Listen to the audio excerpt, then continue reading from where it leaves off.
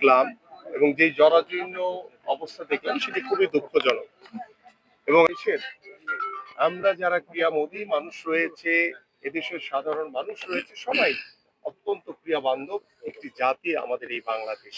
আমরা ইতিমধ্যে ক্রিয়া ভাতা প্রদান করা শুরু করেছি। তাদেরকে সম্মানী হিসেবে তাদেরকে ক্রিয়া কার্ড প্রদান করা হয়েছে এবং তাদের সম্মানী হিসেবে তারা গত 1 বছরে যারা বাংলাদেশের জন্য পদক নিয়ে এসছে তাদেরকে আমরা পুরস্কৃত করেছি এবং আমরা প্রথম দিন আমরা 129 জনকে ক্রিয়া ভাতার আওতায় এনেছি। ইনশাআল্লাহ আগার আওতায় এনে আমরা বাংলাদেশের ইতিহাসে এই প্রথম সরকার সকল খেলোয়াড়দের দায়িত্ব নিয়ে যারা আন্তর্জাতিক পর্যায়ে ইতিমধ্যে বাংলাদেশকে রিপ্রেজেন্ট করেছে, ভালো কিছু অর্জন করার রাস্তা তৈরি করে দিয়েছে, সেই রাস্তাটা যাতে আরো সুন্দর হয়, আরো মসৃণ হয়, সেই জন্য আমরা ইতিমধ্যে নতুন করে যে স্পোর্টস আগামী 30 এপ্রিল ইনশাআল্লাহ আমাদের সম্ভাব্য মাননীয় প্রধানমন্ত্রী তিনি উদ্বোধন করবেন। পাশাপাশি আপনারা সকলেই অবগত আছেন যে আগামী জাতীয় শিক্ষাবর্ষে আমরা 4র্থ শ্রেণী থেকে খেলাধুলাকে বাধ্যতামূলক করতে যাচ্ছি এই 7টি ইভেন্টকে দিয়ে।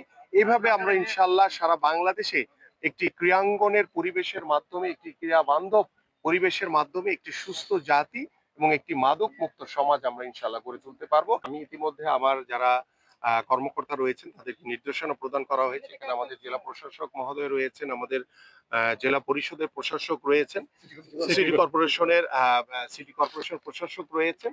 আমরা সবাইকেই আন্তরিকভাবে অনুরোধ করছি যে আমরা এই সিলেট জেলা, সিলেট বিভাগ থেকে শুরু করে সারা বাংলাদেশের প্রত্যেকটি বিভাগ এবং জেলায় আমরা একই দিনে ইনশাআল্লাহ আমাদের এই নতুন করে স্পোর্টস এর মাধ্যমে জেলা থেকে আমরা বিভাগীয় পর্যায়ে এবং বিভাগীয় পর্যায় থেকে জাতীয় পর্যায়ে গিয়ে আমরা এইখান থেকে যারা প্রতিভা অন্বেষণ করব, যে সকল প্রতিভাবান খেলোয়াড়রা বের হয়ে আসবে তাদেরকে আমরা সরকারের পক্ষ থেকে ক্রিয়া বৃত্তি প্রদান করা হবে ইনশাআল্লাহ।